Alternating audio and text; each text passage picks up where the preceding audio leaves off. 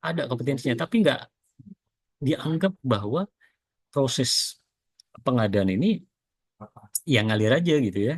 Jadi ngalir aja tanpa perlu ada strategi gitu ya. Oh, salah sekali begitu ya. Karena saya juga dulu seperti itu ya, ketika ditunjuk jadi atau ditetapkan sebagai PPK, awalnya ngeri juga gitu kan, takut juga saya kan, karena saya nggak punya kompetensi awalnya, ngeri Hmm. nih, kemana saya harus cari kompetensi ini, gimana saya harus Hmm. tahu bahwa posisi PPK itu harus tegas, di Ya, mana ya. saya harus tahu memposisikan PPK ini harus bisa mendengarkan Hmm. gitu. Jadi kita harus bisa manajerial, ini kan konsep Ya. PPK ini konsep manajerial sebenarnya.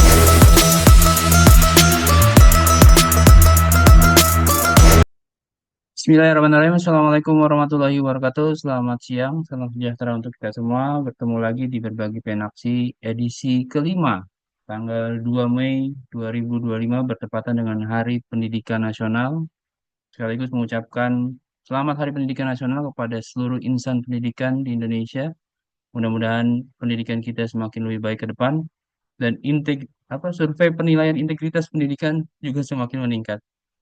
Nah, hari ini kita kedatangan narasumber yang luar biasa, pejuang integritas dari Kalimantan Barat. Beliau adalah seorang fasilitator pengadaan, pemberi keterangan ahli, advisor pengadaan, dan juga penyuluh anti korupsi.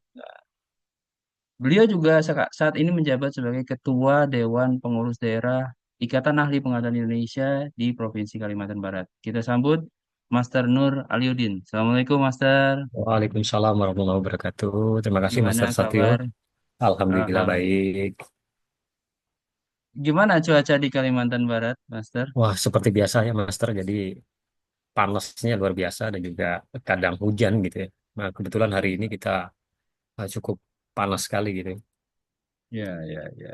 Mudah-mudahan kita berkesempatan untuk mampir nih ke Kalimantan Barat. Ayo ya silakan Pernah silakan. nih ke Kalimantan Barat. Oke, oke Master. Ini sebenarnya saya harusnya ditemani sama Mas Devin untuk nge-host. Tapi kemungkinan beliau masih ada kesibukan lain. Kita mulai saja dulu. Izin Master. Di tengah polemik pengadaan barang jasa pemerintah saat ini. Apalagi sehari sebelumnya kita dapat info ada Perpres terbaru nih tentang pengadaan barang jasa pemerintah. Barangkali Iya. melalui forum ini Master Aliudin bisa memberikan insight kepada kita semua. Di Iya. tengah polemiknya, di tengah banyaknya masalah, ya, permasalahan pengadaan barang jasa pemerintah, dan mungkin nanti juga bisa ditambahkan apakah Perpres ini akan menjawab permasalahan-permasalahan tersebut. Dan yang paling penting adalah sebenarnya kami butuh juga tips ya dari Master Aliudin. Bagaimana menjaga integritas di dalam pengadaan barang jasa pemerintah.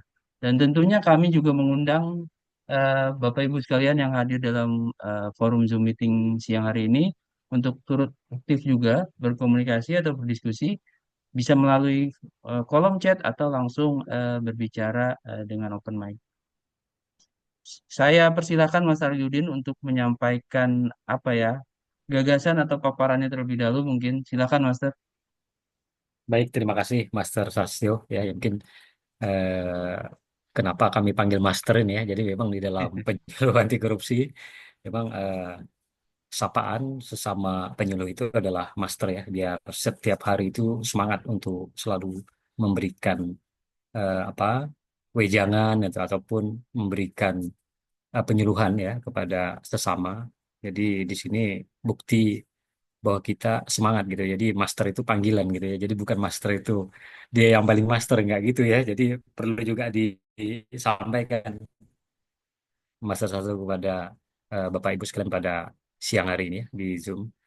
Terima kasih. Bismillahirrahmanirrahim. Assalamualaikum warahmatullahi wabarakatuh. Yang saya hormati Bapak Ibu sekalian yang hadir pada kesempatan siang hari ini ya di dalam kanal Zoom lah ya, Zoom yang memang setiap Jumatnya ya, setiap Jumatnya itu kita lakukan apa seperti diskusi lah, diskusi ringan gitu ya, ataupun sharing pengalaman, ataupun terkait dengan hal-hal terbaru gitu ya, pengalaman. sebagai pelaku pengadaan dan lain sebagainya. Nah, pada kesempatan hari ini kebetulan saya coba storytelling lah ini, Master. Jadi saya lebih banyak menceritakan lah terkait pengalaman gitu ya, ataupun case-case yang kita lalui gitu ya, supaya sebagai pembelajaran bagi kita bersama. Jadi ini bukan siapa yang paling hebat ya, tapi di sinilah kita diskusi karena Bapak Ibu sendiri tahu kondisinya saat ini bahwa pelaku pengadaan itu ya khususnya pejabat pembuat komitmen ya PPK ini yang sering melintas di media sosial gitu ya, media informasi gitu ya, sampai hal-hal yang lebih ekstrim yaitu misalnya penetapan status terdakwa, tersangka gitu ya. Ini juga PPK sangat berat sebenarnya tanggung jawabnya sebagai pelaku pengadaan. Nah, ini juga kenapa saya angkat judul PPK ya di persimpangan jalan gitu ya. Nah, ini memang polemik yang terjadi pada saat ini, segala sesuatu ya, dari hal pengendalian administrasi sampai pengendalian fisik di lapangan itu ya, secara notabene secara umum orang mengetahui bahwa PPK lah yang memiliki kewenangan gitu ya, atau PPK lah yang bertanggung jawab begitu. Nah, ini tentunya pengalaman-pengalaman ini saya rasa secara pribadi lebih baik kita sampaikan sebagai pembelajaran kita bersama ya. Jadi jangan dikira juga bahwa kami-kami ini tidak luput dari pemeriksaan gitu ya. Jadi kami tidak kebal hukum sama seperti Bapak Ibu sekalian ya. Kita juga dalam hal ini tetap masih belajar ya, masih tetap berbenah diri ya, sehingga benar-benar bisa dijadikan salah satu role model lah, ya, role model di minimal di daerah masing-masing bahwa eh, integritas masih kita pegang teguh dalam proses pelaksanaan pekerjaan gitu ya. Nah, kondisi-kondisi yang kita lalui atau kita jalani pada saat ini, khususnya PPK ya, saya mungkin tidak berbicara banyak kepada pelaku pengadaan lain ya, gitu ya, karena sudah dibahas juga oleh narasumber-narasumber sebelumnya atau narasumber-narasumber yang minggu-minggu yang lalu, begitu ya. Tapi di sini saya lebih khusus pada PPK, kebetulan saya juga PPK begitu. Jadi saya rasa saya punya hak juga ngomong untuk menyuarakan bahwa eh, tidak semua PPK itu tidak mampu membenahi diri begitu ya. Ya, saya juga punya pengalaman yang cukup lumayan singkat ya, mungkin ya tahun ke-9 lah, tahun ke-10 ini sebagai PPK. Mungkin Bapak Ibu lebih lama dari saya begitu ya, tapi ini saya coba berbagi supaya eh, hal-hal yang cukup hangat kita bahas ya, ini bisa menjadi salah satu pembelajaran kita bersama. Saya coba satu hal ya, atau saya sampaikan satu hal bahwa PPK itu rentan ya, rentan dengan permasalahan ya. Dari tahapan persiapan gitu ya, tahapan pelaksanaan sampai serah terima gitu ya. Nah, lebih fatal lagi sampai perencanaan juga begitu kan. Ini yang sering terjadi ya. Jadi di mana-mana kita bisa kita lihat, bisa kita ukur bahwa yang sering terjadi itu adalah ya PPK ter dianggap terkriminalisasi begitu ya. Nah, itu yang sering kita dengarkan di keluhan-keluhan sebagai pelaku pengadaan bahwa PPK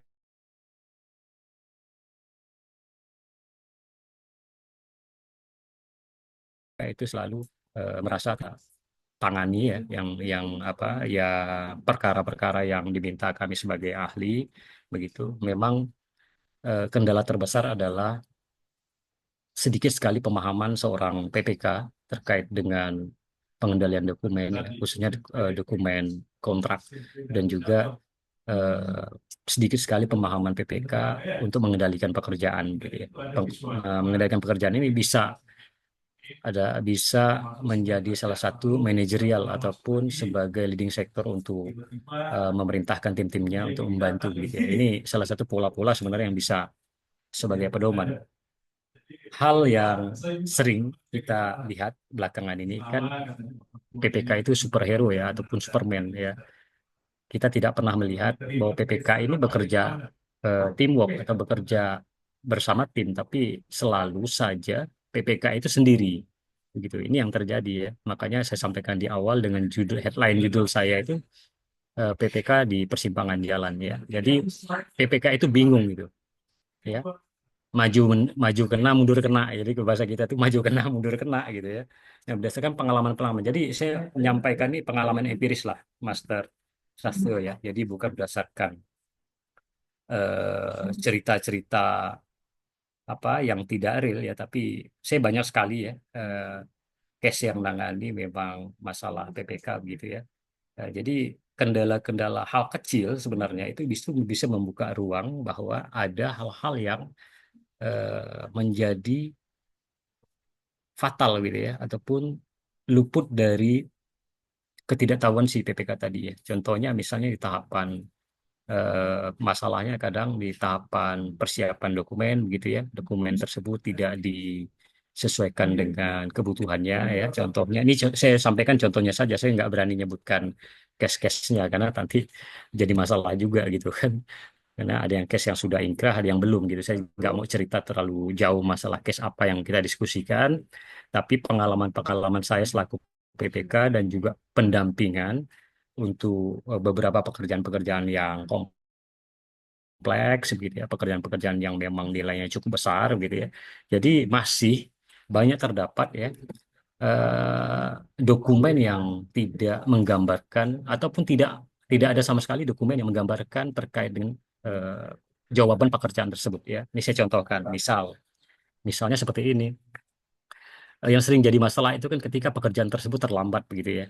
Ini sering munculnya di situ kan. Atau mekanisme DAK lah misalnya. DAK itu ada 3 tahapan ya, yang harus diserap. Misalnya tahap termin 1 ya, termin 2 dan termin 3. Ataupun tahap salur 1, tahap salur 2 atau tahap salur 3. Nah ini kondisinya ketika seorang PPK itu tidak memahami ya bagaimana cara menyusun strategi serapan anggaran di dalam rancangan kontraknya gitu kan. Ini jadi masalah, ujung-ujungnya ada kesepakatan yang tidak dibolehkan gitu ya, merubah syarat-syarat khusus kontraknya, apalagi terkait termin, misalnya di awal sudah dikunci atau diumumkan di rancangan kontrak termin serapan 25 misalnya, progresnya 30, ternyata di lapangan ada permufakatan dalam rangka apa tadi, dalam rangka mengamankan atau menyelamatkan anggaran tersebut gitu. Padahal tidak boleh dilakukan seorang PPK karena tidak, dari awal sudah tidak konsisten dengan apa yang disampaikannya. Ini jadi masalah.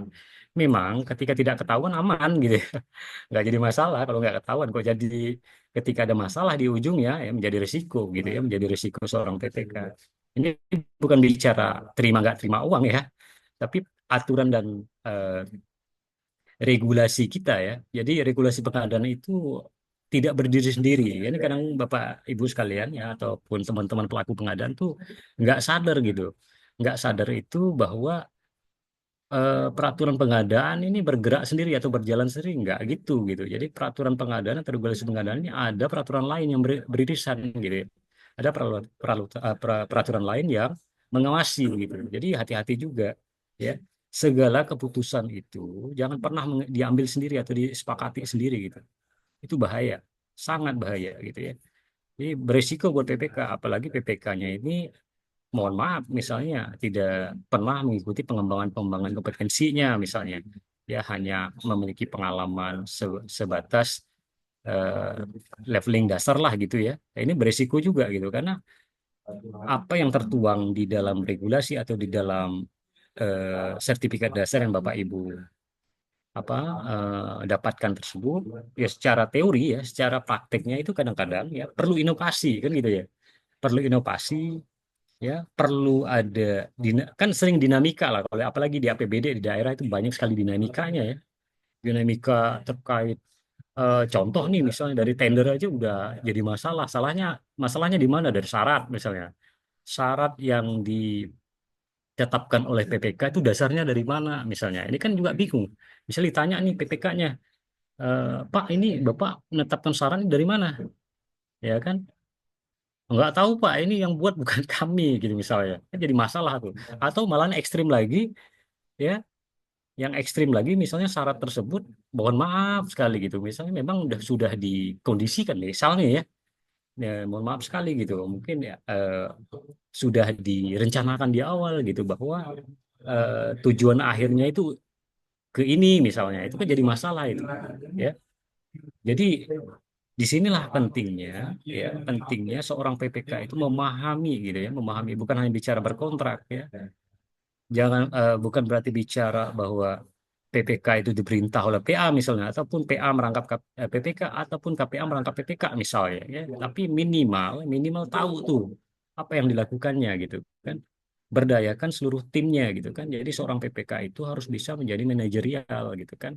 Bangun organisasi pengadaannya gitu kan. Jadi jangan bergerak sendiri. Ya, sama saja kita nih berperang nggak ada bekal gitu ya. Berperang itu nggak ada apa ya strategi gitu ya. Ini kan kita berperang nih sebagai pelaku pengadaan, kita fair-fairan saja, kita berperang gitu ya. Berperang dengan waktu ya, berperang dengan mutu, berperang dengan kualitas, berperang dengan biaya gitu ya. Jadi memang harus ada strategi gitu. Ya, strategi ini nggak bisa main-main, nggak bisa kita remehkan gitu ya. Ya untuk pekerjaan yang kecil, yang memang nilainya tidak begitu besar, ya mungkin bisa saja ditutupi ya, bisa saja di hidden lah ya, bisa saja apa dianggap ya udahlah ini kecil sekali gitu, nggak terlalu menjadi sorotan. Tapi ketika mendapatkan atau mengendalikan kontrak yang besar gitu, semua mata tertuju di sana ya, ketika PPK tidak terbiasa mengeluarkan seluruh kompetensinya atau tidak terbiasa dengan membentuk satu manajerial pekerjaan yang baik atau membentuk satu organisasi pengadaan yang baik, ini bahaya gitu ya. Nah, di sini muaranya kadang-kadang gitu kan. Makanya pernah saya dapatkan, kenapa saya angkat judul seperti itu, pernah saya dapatkan itu PPK maju kena, mundur kena gitu. Ya, majunya kena, mundurnya kena, jadi berhenti pun kena gitu kan. Majunya kena gimana, Jadi mundurnya kena gimana, masalahnya di Mas? mana? Masalahnya tadi kurang. Nah, gini saya sampaikan ya, majunya kena. Misalnya maju ini ya, ketika maju ya makin parah gitu kan, berarti makin makin menjadi perhatian publik. Misal nih dari awal sudah disiapkan tuh, ya kan, Hmm. dari syarat, dari proses ya, ya itu sudah disiapkan bahwa tidak sehat misalnya ya, atau tidak kompetitif misalnya. Itu kan ini kan tidak terpublis, Master ya, tidak terpublis ya, tidak terpublis ketika hal tersebut tidak dibentuk dengan dokumen yang baik gitu ya. Karena dokumen itu terpublis ketika ada aduan kan gitu ya. Ketika tidak ada aduan ya fine, nggak ada masalah gitu. Ketika ada aduan baru terbongkar semua gitu ya. Nah ini yang bahaya di situ. Ketika maju ya, maju dilanjutkan ya, di akhir juga pasti kena gitu kan. Mundur juga nggak bisa kena juga gitu kan. Berhenti juga kena karena sudah tahap pelaksanaan kontrak gitu. Makanya yang perlu dimitigasi adalah setiap tahapan itu perlu dokumentasi. Itu yang paling penting. Itu yang paling penting. Misalnya kita dari menyusun identifikasi kebutuhan, masuk nggak sih PPK di situ? Masuk gitu ya. Iya, berwenang PPK di situ ya. Bentuk satu dokumentasi yang baik. Ya, minimal rapat lah gitu ya. Rapat. Ya. Buat identifikasi kebutuhannya. Ya, survei gitu kan. Survei gitu. Misalnya tadi, oh ideal ini metode yang kita lakukan apa? Disurvei gitu kan. Disurvei pelaku usahanya, disurvei penyedianya. Kan itu semua di tahapan identifikasi kebutuhan gitu. Itu belum masuk persiapan gitu kan.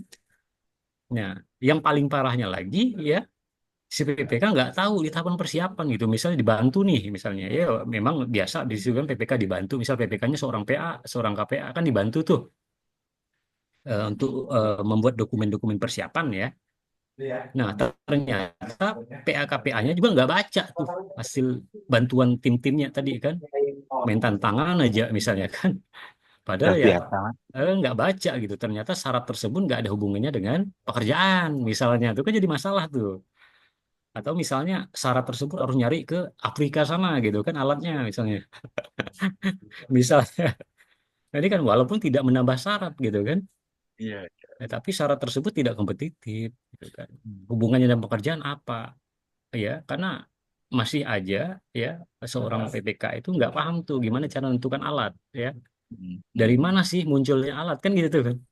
Hmm. Ya, jadi bukan pantun dari mana turun kemana gitu ya. Dari mana tuh alat ini berasal gitu kan. Misalnya tadi, Emang oh dibuat ternyata ada begitu. ada pekerjaan mayor item. Nah, dari situ kerucutkan.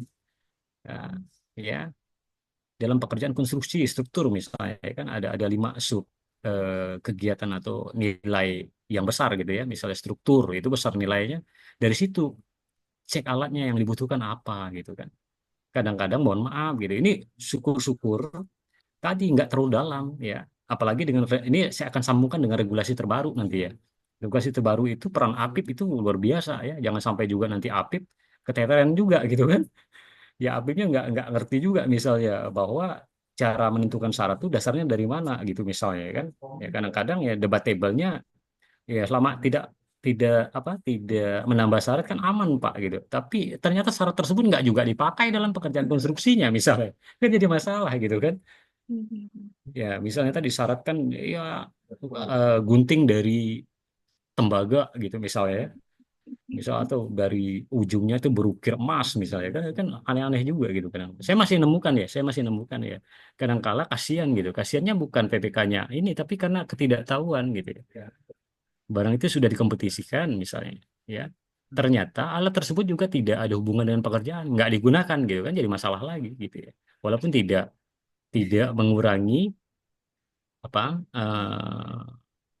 skema pelaksanaan pekerjaan, tapi itu kan kalau bahasa awam itu kan kita berarti membohongi publik lah gitu ya. Yang kita syaratkan apa, yang dilaksanakan apa. Misalnya ya, tapi itu salah satu lah hal yang menyebabkan PPK di dalam apa di jalan persimpangan di persimpangan jalan tadi ya. Ini belum cerita intervensi sini nanti sambil berjalan lah kan waktu kita masih panjang nih kan. Oke. Jadi ini baru cerita kulit-kulit aja. Ya, belum ya bicara intervensi gitu. Seorang PPK itu mudah sekali diintervensi karena apa? Karena ketidaktahuan tadi gitu. Dan karena Ya, posisinya sangat strategis ya, Master ya. sangat strategis gitu. Ketika PPK memang di awal sudah tidak apa ya, tidak tahu kalau posisinya itu penting, strategis, ya, dia mudah dikendalikan. Dia nggak ada nilai jual di situ kan. Makanya tadi ketika PPK itu memiliki skill ya, ini hubungannya dengan skill nanti ya. Ya. Memiliki skill, kompetensi, ya, kualifikasinya bagus, hubungannya dengan integritas nanti kan. Nah, itu Hmm. diperhitungkan dia. Gitu. Biarpun Tapi pimpinan, gini, Master. Kalau regulasi yang sekarang kan mungkin memang sudah mensyaratkan kompetensi gitu ya. ya, Cuma pada prakteknya eh, ya masih belum merata kompetensinya di setiap daerah atau setiap PPK. Eh, ada nggak sih toolsnya ya harusnya yang bisa eh, memitigasi terjadinya mungkin intervensi atau tadi masih adanya kesenjangan kompetensi gitu. Apakah misalkan ya, saya kepikiran gini Mas, regulasinya itu harusnya dalam hal PPK belum memiliki kompetensi, PPK wajib gitu didampingi oleh tim ahli atau tim teknis. Harusnya seperti itu nggak sih Master atau bagaimana? iya, memang di dalam regulasi itu master sudah disebutkan ya. PPK Hmm. itu dapat membentuk ya ataupun dapat dibantu oleh tim ahli ya, tim pendukung gitu kan. Udah jelas Mhm. dari, dari Iya, apa Perpres yang lama juga sama gitu ya. iya, iya. Tapi nggak pernah diberdayakan. Dan Ya kan gitu. maksud saya kata-katanya dapat gitu, seolah-olah jadi kayak nggak wajib, Enggak, pilihan opsional. enggak gitu, Master. Jadi kata-kata Nah, dapat itu sebenarnya luas gitu ya. oke, gimana tuh Jadi Master? kata-kata dapat itu sebenarnya adalah ya pintu yang luas bagi PPK untuk dipergunakan. Jadi jangan sebagai bergening kata dapat itu. Ya, memang Hmm, dia tidak wajib, tapi kata dapat itulah yang membantu PPK nantinya. Sama seperti Pokja. iya, Pokja itu iya. kata dapat itu yang membantu mereka. Contoh nih, Iya. misalnya Hmm, kata dapat itu Pokja dapat mengklarifikasi misalnya. hmm, Ya kan hmm, gitu hmm, tuh. hmm. Iya, iya. Kata dapat ya. Bisa Hmm, juga tanpa mengklarifikasi kalau udah yakin. betul, betul. Nah, Hmm, ketika ada masalah, kan hmm. ditanya tuh, dipergunakan nggak kata dapat? Iya, Nggak iya, iya. dipergunakan karena nggak ada Hmm, safety tadi. Tapi coba hmm, kalau hmm, orang hmm. auditor ya, BPKP, BPK, APIP itu akan mempergunakan kata dapat itu dengan maksimal. Ya, karena itu justru pintu seluas-luasnya ya untuk Benar gitu, melakukan kewenangannya gitu ya. benar gitu. Coba tanya teman-teman auditor gitu, kata dapat itu Hmm, akan digunakan seluas-luasnya untuk hmm, menetapkan keputusannya gitu ya. Saya akan hmm, pergunakan kata dapat itu dengan sebaik-baiknya gitu. Jadi bukan menghilangkan kata dapat itu. Oh ini kan ini hanya dapat Pak, nggak dilakukan juga nggak apa-apa gitu kan. Yang hmm, memang betul, tapi kata dapat inilah yang menjawab nanti dalam pekerjaan kita ya. Atau hmm. mulut mulut orang lain yang menjelaskan terkait kinerja kita kan gitu tuh, Master. Iya, iya, iya, iya. Contoh nih, contoh ya kayak saya Hmm, misalnya atau saya pribadi lah misalnya. hmm, Saya ngerti gitu, saya paham gitu misalnya. Tapi saya menjelaskan menggunakan mulut saya. hmm, Saya sebagai pelaku pengadanya, nggak ada yang percaya, Master. hmm, Iya, hmm, karena output pemeriksaannya di saya. hmm, Apa yang saya keluarkan itu pembenaran semua. Betul nggak? hmm. Betul, betul, betul. Subjektif gitu. Subjektif, Hmm, makanya kita perlu kata dapat, tapi hmm, orang-orang yang menjelaskan bahwa itu yang dilakukan PPK sudah benar. Kan gitu. hmm. Tapi Ya, bukan hmm, hanya by lisan, harus ada hmm, dokumentasi gitu. Nah, hmm, makanya hmm. regulasi kita itu sebenarnya sudah baik. Sebenarnya kalau kita Hmm, berdayakan seluruh networkingnya, hmm, seluruh hmm, ekosistem pengadaan yang ada di dinas hmm. kita lah atau di lingkungan kita gitu Iya. kan. Nah, ini Hmm, sangat besar sekali peluangnya. Contoh misalnya, hmm, oh Pak, kami ini PA atau KPA, kami ini kan selain ini hmm. masih banyak tugas lain gitu ya. Dan kami juga Iya, nggak pernah iya, dapat informasi bahwa A, B, C, dan D misalnya, informasi iya, iya. pengembangan. Padahal di situ kan sebenarnya apalagi sekarang sudah mudah sekali ya. Beda dengan zaman Hmm. dulu ya, Master Satyo ya. Iya, iya. Dulu untuk cari BIMTEK aja sulitnya minta ampun. Sekarang udah banyak gratisan gitu. Di YouTube itu tinggal diklik aja berulang-ulang gitu kan. Hanya buang waktu 1 jam aja udah dapat informasi kita dalam YouTube ya. 1 jam aja deh ketimbang kita scroll yang nggak aneh-aneh lah misalnya. Mendingan kita buka aja Yang gitu kan bikin banyak. brain rot ya. Iya, tinggal kita pelajari gitu. Misalnya dibuat sekarang format ataupun contoh atau SOP itu udah banyak sekali, Master. Dalam Hmm. mengidentifikasi kebutuhan tuh SOP yang kayak mana tuh ada semua. Hmm. Ya, tinggal di ATM aja kan, amati, Iya, tiru, betul, modifikasi. Ya, betul. sesimpel itu gitu. Tapi Hmm. kondisinya adalah masih saja pemahaman teman-teman ya, teman-teman pelaku pengadaan ya khusus BPK itu bahwa menganggap ya ini nggak diperlukan gitu selama ya komunikasi sudah baik dan sebagainya gitu kan. Jadi ini hal Iya, yang sangat rentan. Nggak iya, semua komunikasi itu bisa berjalan dengan baik begitu ya. Nggak semua iya. gitu. Banyak juga masalah gitu ya. Banyak juga Hmm. masalah gitu. Jadi memang dari awal sudah dikuatkan dari sisi seorang pelaku Hmm. pengadaan khususnya PPK ya, bahwa Hmm. niatnya kemana gitu. Ya, kalau saya Hmm. begitu dalam bekerja ya, niatnya mau kemana. Jadi saya sebagai seorang ASN juga saya akan pedomani itu gitu.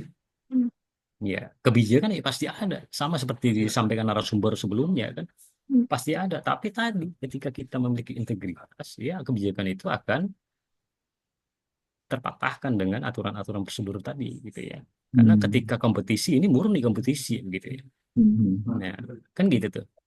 Iya. Prosesnya itu panjang bagi PPK gitu. Makanya PPK itu Hmm. sering kenanya di mana? Ketika Hmm. ada pekerjaan ada masalah gitu kan. Apalagi di akhir tahun tuh Master. Ya sering itu. Iya.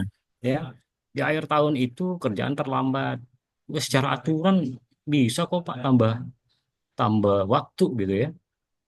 Jadi secara Hmm. aturan bisa tambah waktu Pak, itu kan ada waktunya diberikan kesempatan 50 hari nanti diberikan kesempatan kedua lagi bisa kok Pak gitu kan. Itu Iya. alibinya udah ke sana gitu. Jadi Hmm. sebenarnya yang dipikirkan dia adalah reward.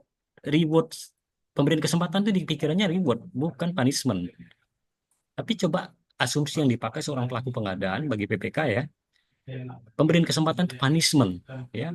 Punishment itu sanksi, ya. Hmm. Sanksi itu apa? Sanksi terberat kan diatur dalam kontraknya gitu ya. Iya. Sanksi. Jadi jangan berharap itu reward.